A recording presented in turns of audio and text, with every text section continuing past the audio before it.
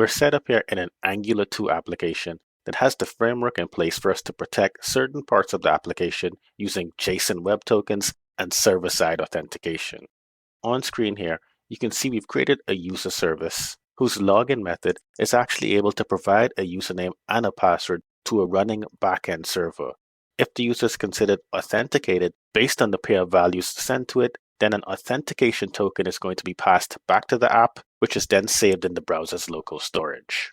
Our user service also has a log out method, which is able to remove the app auth token from local storage. And finally, it has a is logged in method that we can use to check to see whether or not the app auth token is in the browser's local storage and also whether it's expired or not.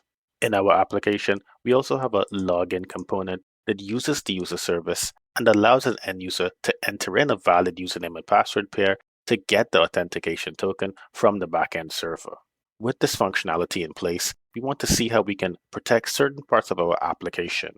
Switching over to the browser, where we can see our app in action, you can see here that if I were to click on the home section, I get there. If I click on the login section, I see my login form. But without having to log in, if I click on the admin section, I can see the template provided by that component and I can access admin information. We want to set things up in such a way that only people with valid user accounts, people who have already logged in, can get to the admin section. Jumping back over to the editor, to secure our admin component, what we're going to do is create and use a route guard. To do that, I've created a new TypeScript file here, user-auth-guard.service.ts, and you can see within that file, we're importing our user service. This is going to be a can activate guard, so you can see us importing can activate from Angular Router, and our exported class user guard here is implementing can activate, meaning it has to provide an implementation for that method. So expanding out this implementation, we know that the route guard's can activate method should either return true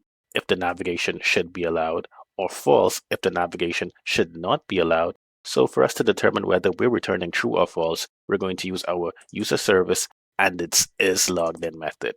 This is going to return a Boolean, and so if it returns true, then we're going to allow navigation, whereas if it returns false, our guard is going to disallow navigation, and at the same time, we're just going to navigate back to the home page. That's all there is to our can activate user guard. And with this in place, we can now apply it to any routes in our Angular application that we want to restrict access to unless a user is logged in.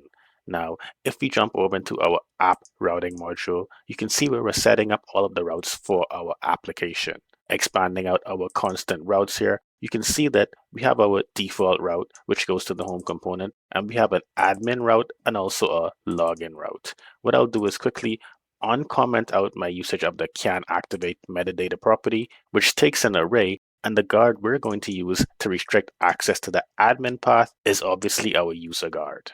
That's all we have to do in our routing file here. So let's save our application and go back over to the browser.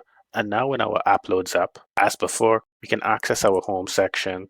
As before, we can access our login section. But now, without us being logged in, if I attempt to access my admin section, you'll notice down in the console here, based on our route guard, we're being told navigation denied, user not authenticated. In order to authenticate this user, we'll have to use our login component and provide some valid credentials. And once we do so and log in, now if we attempt to access the admin section, you can see we're going to be allowed. And again, down in the console, you'll recall we did add a few lines to our route guard here so we can tell that navigation is allowed, the user is authenticated.